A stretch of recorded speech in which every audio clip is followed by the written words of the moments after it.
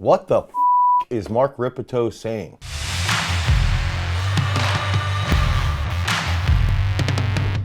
Okay, so recently Mark Rippetoe has come under fire by a couple different YouTube influencers, one being Zach Tellender, who, how I even found out about this was that I didn't even really realize that Rippetoe was even sort of relevant. I mean, I guess that's because I sort of exist in my own little bubble. I'm in track and field, I'm in, wrestling, I'm in weightlifting, so I am a little bit outside of his realm and I don't really engage with his stuff. But Tellender ended up posting something on his Instagram a couple days ago, 2 or 3 days ago, and I actually responded like I didn't even realize that this guy was still making content, because I don't know who he coaches, I don't know what athletes he trains, I don't know the sports that he's successful in, and I think that that's important, is that we can just go into that history right away, is that Rippetoe was one of those first guys who was really putting himself out there, and I like to compare him as like the not successful Louis Simmons. If you could look at Louis, and yes, he's equipped, yes, he's obnoxious, yes, he makes these absurd overarching statements that are crazy, but in the world of powerlifting, in the equipped world, in the specific federations that he's been in, he has been successful. So now with Rippetoe, historically speaking, he came out with starting strength, and I think that he was one of the first guys putting a lot of content out there, and that's where a lot of people might get frustrated with who he was, is that if you talk to some of the old-time weightlifting coaches, and I've even heard stories about, I think it was 2007, 2008, they had this big meeting in Georgia, outside Atlanta, and Rippetoe was in the meeting just screaming at all the weightlifting coaches, telling them how the federation should be run, and no one really even knew who he was because he didn't coach anybody. And I think that that's a big factor here, is that he's never really coached anyone good. Nobody good. Zero. The problem with even paying attention is that he's putting out a lot of content. He's putting out a lot of information that he feels is successful, but at the same time, I think he's sort of existing in that echo chamber. But for me personally, I read Starting Strength, and at the time I actually read this while I was training with Anatoly Bondarchuk, and Bondarchuk ends up looking at the book, going through it, and he's like, dude, this is terrible. He still is the guy putting out a ton of content, okay? And that's what has made him so successful financially. That's what's made him so popular on the internet. He recently said some sort of wacky things around Olympic weightlifting, and we're gonna dive into that, and Tellender has brought that to light in a sort of comical, amusing way. And so I wanted to just check it out. What is he actually saying, and what is he saying that might be absurd, and is it absurd, or is he actually accurate? You can only increase neuromuscular efficiency a little bit. I mean, most people who are very, very strong got that way by growing in size. Okay, so well, we're 19 seconds into this video.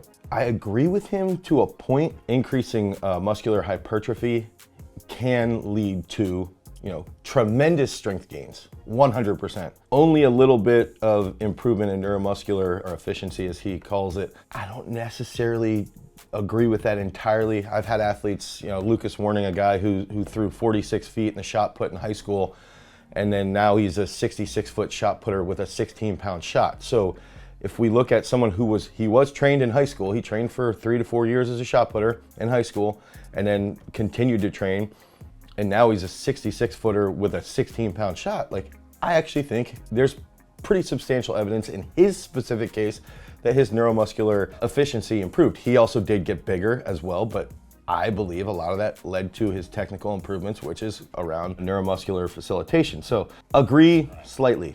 Here's a good example.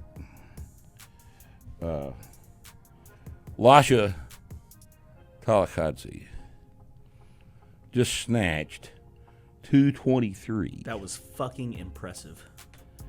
Oh my God. And he did it matter-of-factly. Yeah, Boom. that was certainly not a limit third attempt at all. But we don't do limit third attempts at the Olympics. We do third attempts we know we can make at the Olympics, and that's what 646 is all about. So he's saying he doesn't know if that's a limit lift for Talakadze. Probably is not a limit lift, but at the same time he's sort of using like, oh, well, we don't do limit lifts in the Olympics. I don't know, maybe that was a limit lift for him on that day though. And the thing is, he didn't need to, like, he could have actually taken heavier attempts. So there was, You know, his second lift was heavy enough to secure him what he needed, right? So he could have, in theory, taken a bigger lift, but his coaches might have said like, yo, all you got is 223, 224, because once you get up to that top end range, like you're literally playing with half kilos as far as your success is concerned. And that 265 clean and jerk looked like it was a little more trouble than the snatch, but it certainly was not a struggle. Now, right? He don't care about abs. He's not concerned about his abs. He's concerned about 265.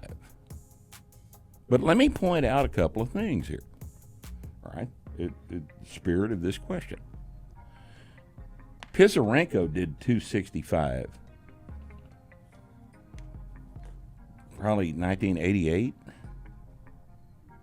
at about 100 pounds lighter body weight.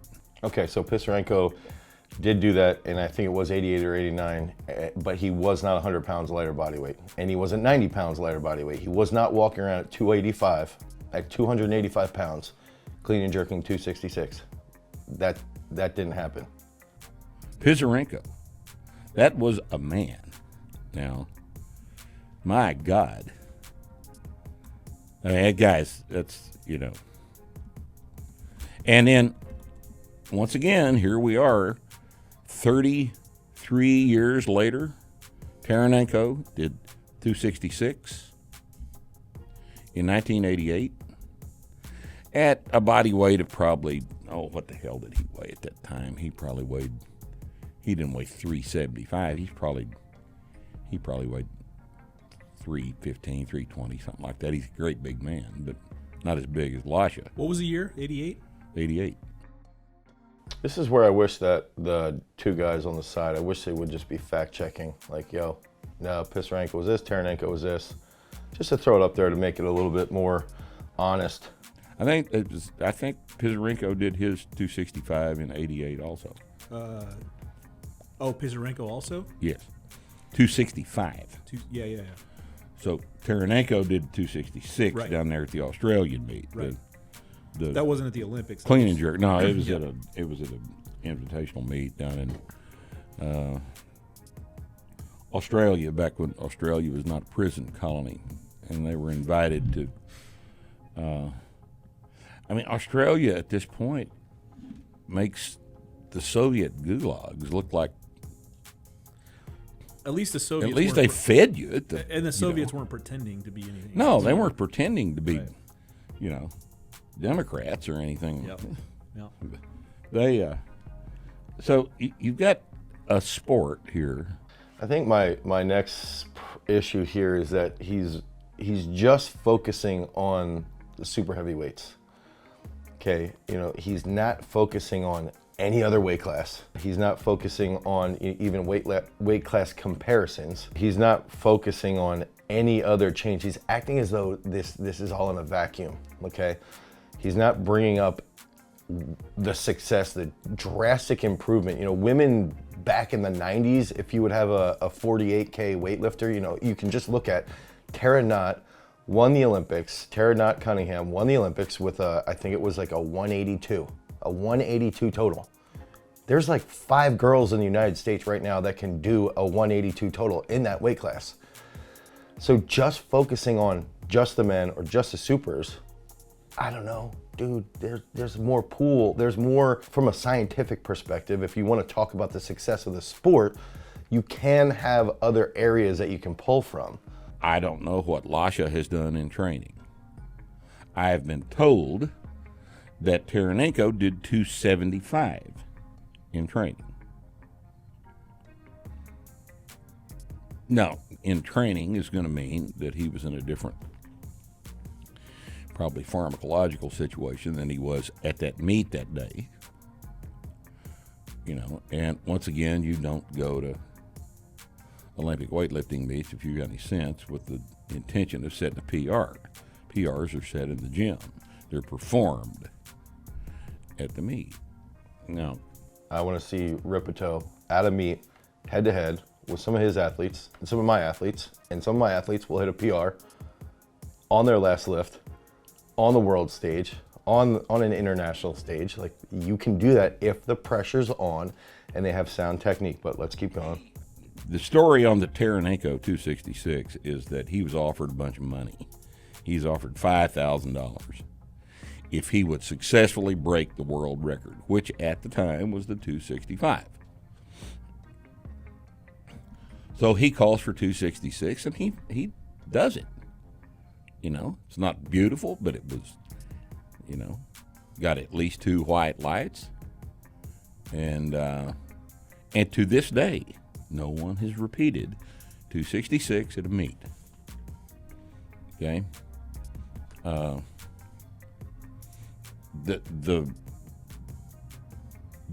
most amazing thing to me about Lasha's performance at the Olympics the other day was the snatch. I mean, do you know how long Krostev's 216 was the heaviest thing that had ever been snatched? Oh, like 27, 28 years. That was also set back in the late 80s. And then he comes along and does this 223. Okay, so here's where it's also, I'm starting to, you know, he's pulling those massive weights from the late 80s, the 2 big clean and jerks, and they happen, the monster snatch from Krostev. I still think it's important to realize, like, okay, those 3 lifts were an anomaly during that period. What caused it? Is it that training was that much better, or was it full gas on the gas, full gas as far as picking who survives in the training system? The Bulgarian Butcher was a nickname for a reason. You could just chew up your athletes and spit them out, and whoever survived was the best. And I think that that's important to understand. And in the Soviet system, they could differentiate who the big guys would go to, either throwing, either wrestling, or they would go to weightlifting. And so they could really pick these individuals and break them down and say, all right, you're gonna go into weightlifting and we can develop you from the time you're 10, 11, 12 years old. You're gonna go into wrestling and we can have Karelin. And you can go into, you know, throwing, hammer throwing, and we can have 20 of the top guys. And I think that understanding the global perspective of sport at that time is important. You know, and he pulled it off the floor with low hips, and the technique could have been better as far as our analysis of the technique is concerned. I think this is okay, so he pulls it off the floor with low hips. If you watch Lasha lift, his hips are low, but he does not pull it off the floor with low hips. He starts with his hips here, almost as a dynamic start. So that's called potentiation, okay? So it's a dynamic start. He's gonna have a little bit of a dynamic start. So his hips look low, but when the bar is actually lifted, his hips are not sitting here. They start here and then they rise, and then the knees come back as the bar comes off the floor. That's not low hips. Concerned. But look, it's a snatch. It's half of your deadlift. The technique doesn't matter. It's a snatch. It's a half of your deadlift. The technique doesn't matter. Wow, that's interesting, Mark, because I personally have deadlifted 705 pounds in the last 6 months. And I can't snatch, what, 350? 352 and a half? So that'd be 160. I can power snatch 110 kilos, but I certainly cannot snatch 160 kilos because my technique sucks, because I don't spend time snatching. It's not just a strength movement. And you're sitting here comparing a deadlift to a snatch, and people are watching this thinking that that's what you should be doing as a coach. And then they wonder why their guys can't snatch more than my women who are juniors in the 76K weight class. Like, legitimately, come snatch 100 kilos like Anna McElderry, who's a 76K junior. She cannot deadlift 400 freaking pounds, right? She can't deadlift 440. Holy shit, a bird just flew into the window. Oh geez, that scared the shit out of me. But What matters? what the hell? I think that's a sign right here. He says the deadlift determines that you could take half of your deadlift to determine your snatch. And as he's saying that, a bird flies in the window. That just shows what's going on. 375, that's a great big man. So you'd expect him to be real fucking strong. So it remains to be seen what's going to happen with him. if he can manage to stay uninjured, he is probably going to clean and jerk 270. I would agree with that. You know, Probably maybe 272. Worlds. And then finally, after all these years, that record will be broken. But my point, and I made this before, is that the reason that record has stood so fucking long is because Olympic weightlifting coaches just don't know what the hell they're doing.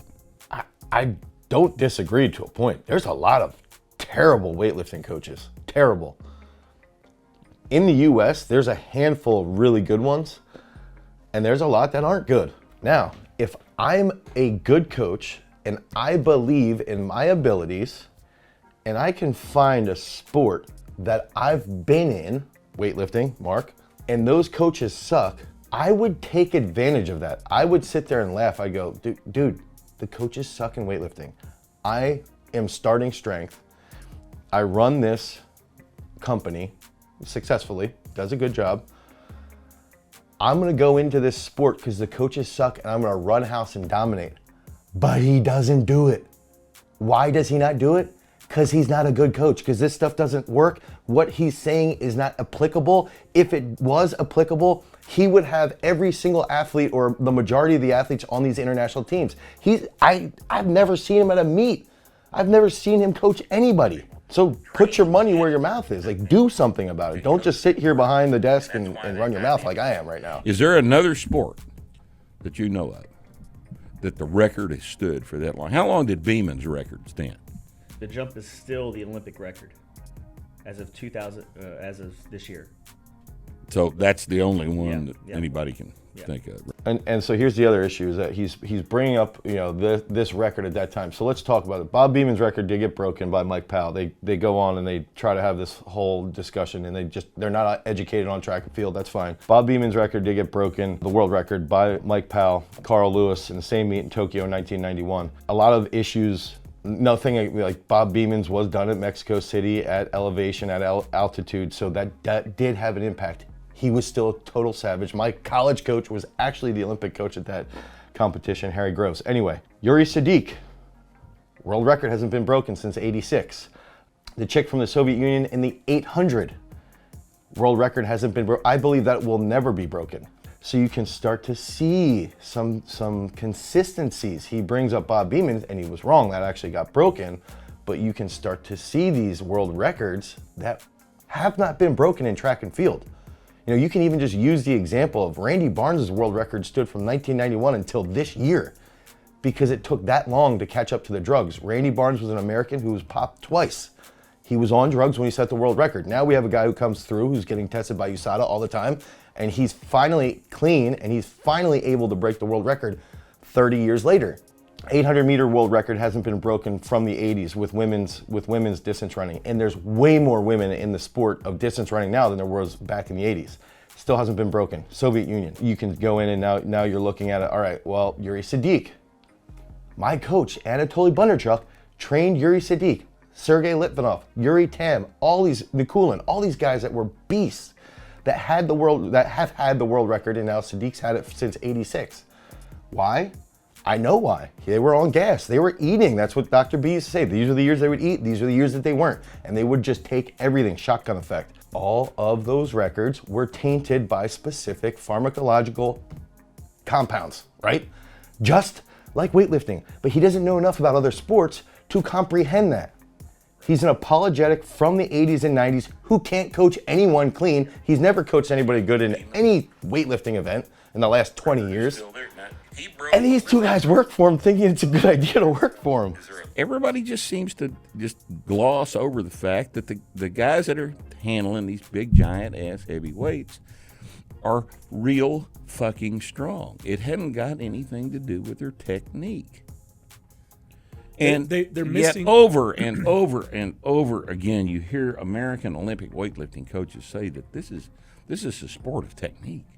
Yeah. Why is the most technical sport in the Olympics? And even going further here with Rippetoe, dude, it's so easy to get somebody's deadlift better. It's so easy to get their back squat stronger, right? I've got the discus thrower from the United States that just placed 8th at the Olympics, okay? We haven't had an American discus thrower place in the top 8 at an Olympics since 2004. He trains here.